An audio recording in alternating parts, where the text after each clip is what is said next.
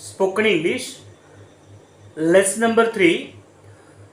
Friends, today we learn about use of this and that.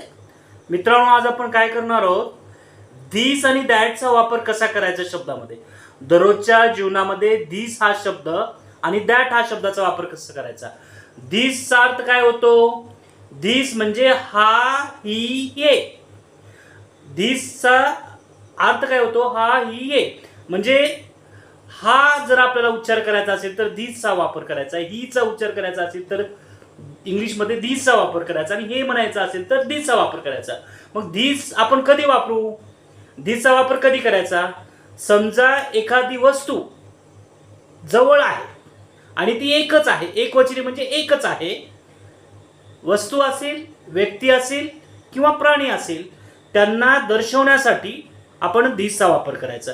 म्हणजे जवळ जर एखादी वस्तू असेल, प्राणी असेल किंवा व्यक्ती असेल, याला दर्शवण्यासाठी एकच असेल तर किंवा एकापेक्षा जास्त असेल तर this चा वापर करता येत नाही. समजा इथं उदाहरण केलं, आपण काय केलं, समजा हा इथं मराठीतून एक सेंटेन्स आहे बघा, हा कुत्रा आहे म्हणजे तो जवळ आहे आणि तो एकच आहे म्हणून काय केलं आपण, दिस इज अ डॉग.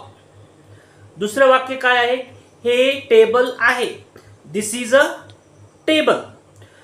ही द्विजा आहे, दिस इज अ द्विजा. म्हणजे तिन्हीचा दिसचा वापर आपण काय केला, हा ही ये तिन्ही आलेले आहेत आणि जे जवळच्या वस्तू आहेत. आता दॅटचा वापर कधी करत, दॅटचा मिनिंग काय होतो, तो ती ते. मग दॅटचा वापर कधी करायचा, दॅटचा वापर दूरची वस्तू, प्राणी किंवा व्यक्ती दर्शवण्यासाठी. आणि दिसचा वापर कधी करायचा, जवळची वस्तू दर्शवण्यासाठी किंवा प्राणी दर्शवण्यासाठी किंवा व्यक्ती दर्शवण्यासाठी.